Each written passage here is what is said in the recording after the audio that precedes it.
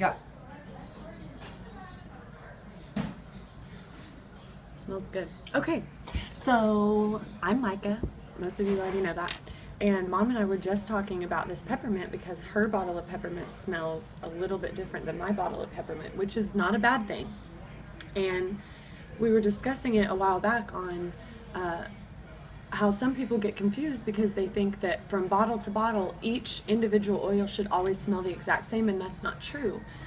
Oils have what's called a chemotype, which is a chemical term referred to the strongest constituent in the bottle.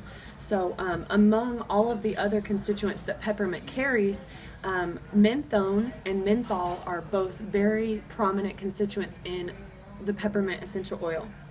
Menthol is anywhere acceptable range of 25 to 50%, and menthone, I believe, is 12 to 34%. So in most cases, menthol is always the highest constituent.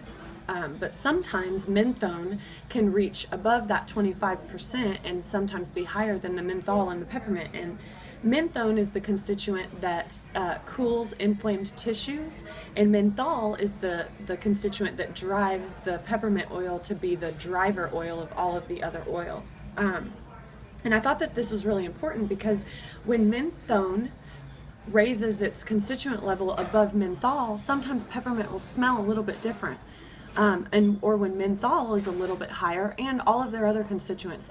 Any of those constituent changes can have a factor change in the way that the oil smells. I met a woman at a booth who told me that she really loved the essential oil company that she used because from bottle to bottle, all of her oils always smelled the same.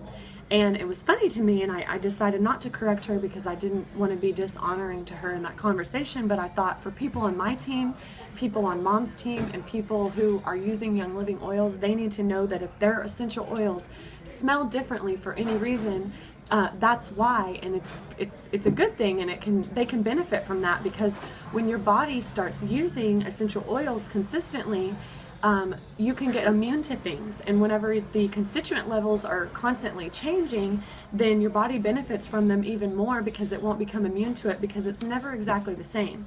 And these constituents can change because of geographical location. It can be different because of it was distilled in 90-degree weather or 70-degree weather. It was harvested in direct sunlight or harvested in the shade. There's lots of different reasons that the oils can have a different chemical structure, but if you look in your reference book, it will tell you the acceptable range for the constituents that are located in that oil. So take a look at your book, and then if you have questions, let us know, but we'd love to hear your feedback. But just know that your oils don't always have to smell the same.